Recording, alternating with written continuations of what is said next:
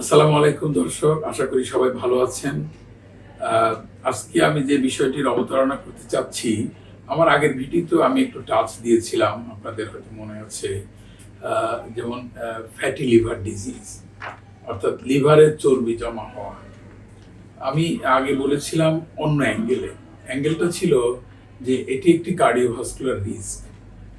মানে আমরা যদি হৃদরোগের কথা চিন্তা করি, হৃদরোগের কতগুলো ঝুঁকি আছে, সেই ঝুঁকির কথা বলতে গিয়ে আমি এই ফ্যাটি লিভারের কথা অবতারণা করেছিলাম।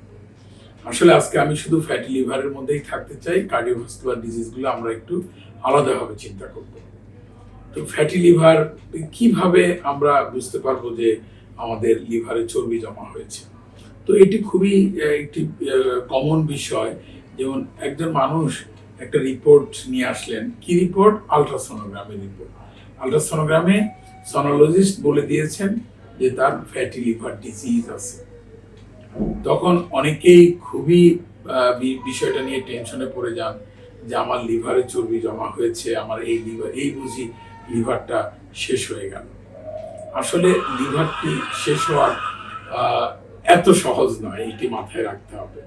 আমরা যদি আমাদের দেশের কথা চিন্তা করি, আমাদের দেশে 30 থেকে 40% মানুষের এই ফ্যাটি লিভার ডিজিজ থাকে। আসলে ফ্যাটি লিভার ডিজিজ মানেই যে লিভার নষ্ট হয়ে যাবে, লিভারে ক্যান্সার হয়ে যাবে, এরকম চিন্তা করার কোনো অবকাশ নাই। তবে হ্যাঁ, এটি যদি একদম এর নিজস্ব গতিতে চলতে থাকে, আমরা যদি কোনোভাবে তাকে বাধাগ্রস্ত না করি, তাহলে এটি আস্তে আস্তে আস্তে আস্তে আমাদের লিভারকে ক্ষতিগ্রস্ত করে তুলবে। লিভারটি কিভাবে ক্ষতিগ্রস্ত হবে? যে আলটিমেটলি লিভারে সিরোসিস নামে একটি রোগ আছে, সেই রোগে আক্রান্ত হয়ে যাবে।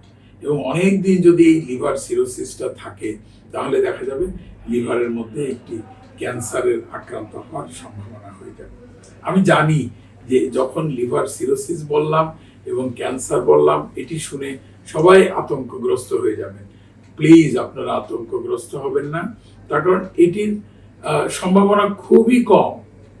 বাট তার আগেই যদি আমরা এটিকে বাধাগ্রস্ত করতে পারি, কিভাবে বাধাগ্রস্ত করব, অর্থাৎ কি চিকিৎসা করব, সেই বিষয়ে আমি আমার পরবর্তী ভিডিওতে আপনাদের সঙ্গে আলোকপাত করব। আশা করি আপনারা ভিডিও দেখতে থাকুন, আর আশা করি সবাই ভালো থাকবেন। আসসালামু আলাইকুম।